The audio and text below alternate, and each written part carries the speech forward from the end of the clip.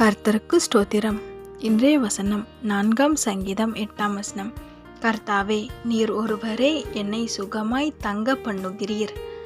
4 சங்கீதம் 8 கர்த்தாவே, நீர் ஒருவரே என்னை சுகமாய் தங்க பண்ணுகிறீர்.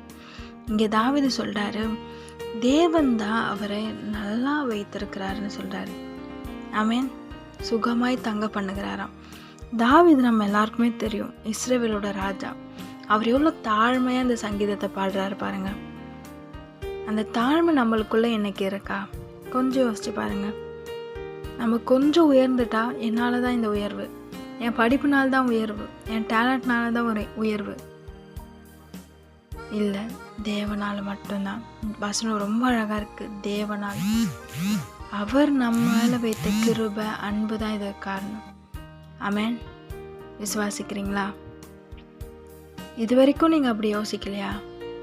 இப்போ ஏசப்பாக்க இவைகளை நினைத்து நன்றி சொல்லுங்க.